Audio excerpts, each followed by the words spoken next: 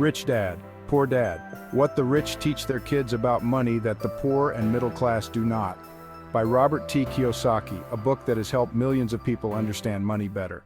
Rich Dad, Poor Dad is about Robert's life growing up with two dads. One was his real dad, whom he calls his poor dad, and the other was the father of his best friend, whom he calls his rich dad. Both dads had very different ideas about money, and Robert learned a lot from both of them. His poor dad thought that the best way to get ahead was to work hard, save money, and climb the career ladder. But his rich dad thought differently. He believed that money should work for you, not the other way around. Here are some of the main ideas Robert learned from his two dads.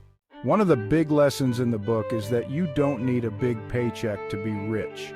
A lot of people think that making lots of money means you're wealthy, but Robert's rich dad taught him that true wealth is about how you use the money you have. Instead of working hard just to earn more, he learned to make smart choices with money, like investing in things that could grow over time. In Rich Dad, Poor Dad, Robert explains something very important: the difference between an asset and a liability. An asset is something that puts money in your pocket, like a rental property or a successful business. A liability, on the other hand, takes money out of your pocket, like debt or something that costs more than it earns. His rich dad taught him to focus on buying assets, not liabilities. This might surprise you, but the book says your house isn't always an asset. Many people believe that buying a house is a way to build wealth, but Robert's rich dad thought differently. He taught Robert that a house can actually cost you a lot of money over time in things like repairs, taxes, and mortgage payments.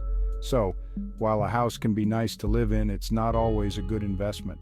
Robert believes that schools don't teach us the right things about money. Most schools focus on subjects like math, science, and history, but they don't teach us how to handle money, save, invest, or grow wealth. That's why Robert thinks it's important for parents to teach their kids about money at home. Another big lesson in the book is the difference between working for money and making money work for you. Most people work hard at their jobs to earn money, and they think that's the only way to get by. But Robert's rich dad taught him that you can make your money work for you, like by investing in assets that can grow over time. This way, you're not stuck always working just for a paycheck. Robert believes that kids should learn about money early. If they understand things like investing, saving, and the difference between assets and liabilities, they'll have a better chance of being financially secure as adults. Rich Dad, Poor Dad teaches that being smart with money is more about behavior and choices than just earning a high salary. The book encourages readers to think about money in a new way, like a tool that can work for them. These lessons from Robert's rich dad continue to inspire people all over the world to make smarter financial choices and work towards true financial freedom.